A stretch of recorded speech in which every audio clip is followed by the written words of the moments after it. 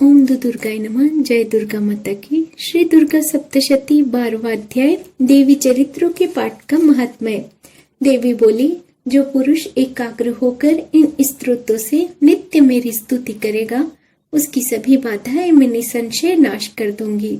और जो मधु के टप का नाश, महिषासुर का घात, शुंभ निशुंभ इन दोनों के वध आदि का कीर्तन करेंगे और जो एकाग्र होकर अष्टमी, चतुर्दशी, नवमी तिथियों में भक्ति पूर्वक मेरा इन उत्तम चरित्रों का महात्म्य सुनेंगे, उन्हें किसी प्रकार का अनिष्ट स्पर्श नहीं कर सकेगा।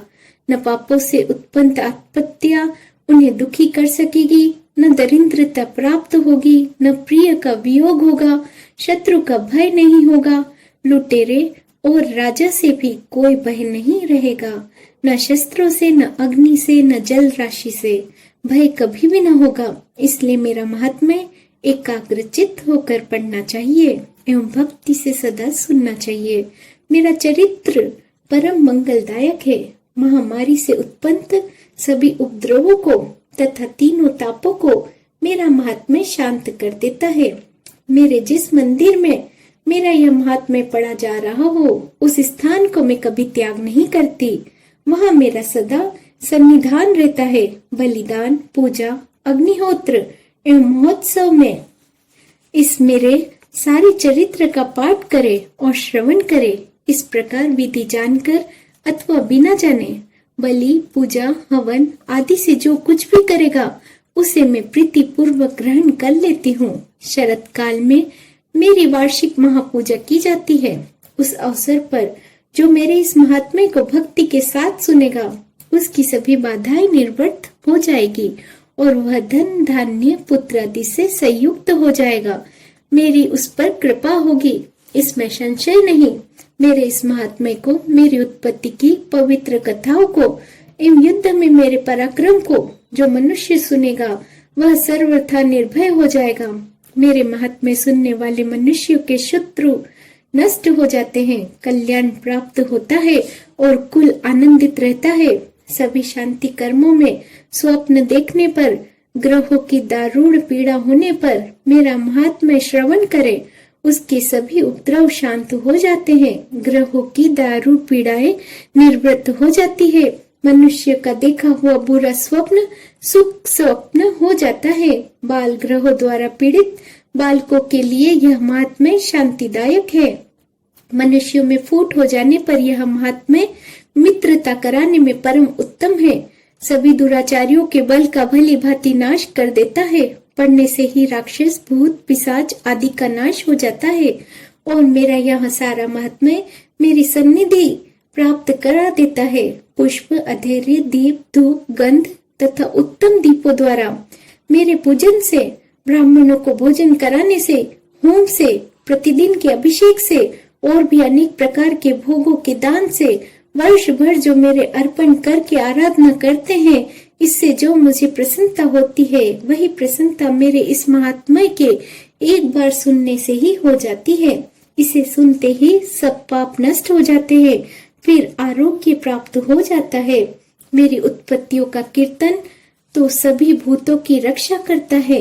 युद्ध में वर्णित मेरा जो चरित्र दुष्ट दैत्यों का नाश करने वाला है, उसके श्रवण करने पर मनुष्य को बैरियों से किसी प्रकार का भय नहीं रहता।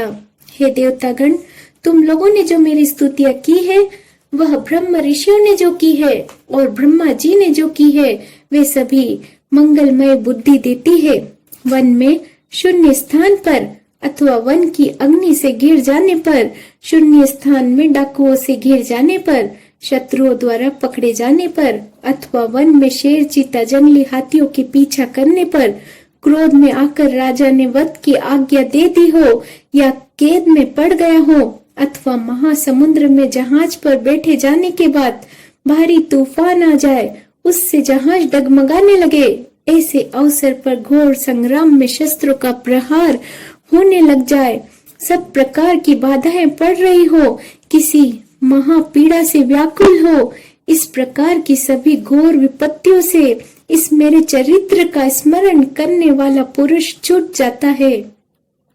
मेरे प्रभाव से शेर आदि हिंसक पशु, डाकू, शत्रु मेरे चरित्र के स्मरण करने वाले पुरुष से सभी दूर भाग जाते हैं।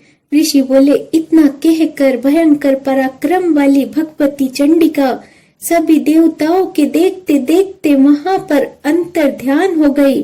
वे सभी देवता निर्भय होकर पहले के समान अपने अपने अधिकार प्राप्त करके अपने यज्ञ भागों के भोगता हुए। बाकी दैत्यों का हाल सुनिए। जबकि देव शत्रु शुंभ युद्ध में मारा गया, जो इस जगत में विंध्यवस पर तुला हुआ था, जो अतुल भयंकर महापराक्रमी था, उसके मारे जाने पर और फिर महापराक्रमी निशुंभ के भी मर जाने पर बाकी बचे कुचे दैत्य पाताल में भाग गए। हे राजन, इस प्रकार भगवती जगदम्बिका नित्य स्वरूपा देवी पुनः पुनः प्रकट होकर जगत की रक्षा किया करती है। यह देवी जी विश्व का मोहन करती है, वही जगत को पैदा करती है। उसी के आगे प्रार्थना करने पर संतुष्ट हो जाती है, फिर ज्ञान एवं वृत्ति प्रदान करती है। हे राजन, उसी ने ही सारे संसार को व्याप्त कर रखा है। प्रलय काल में महामारी के स्वरूप से ही यह देवी ब्रह्मांड भर में व्याप्त हो जाती है। वही देवी समय समय में महामारी हो जाती है।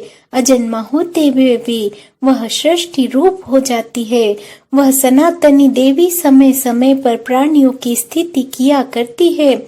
मनुष्य के उन्नति समय में वही देवी घर में वृद्धिदायिनी लक्ष्मी रूप हो जाती है।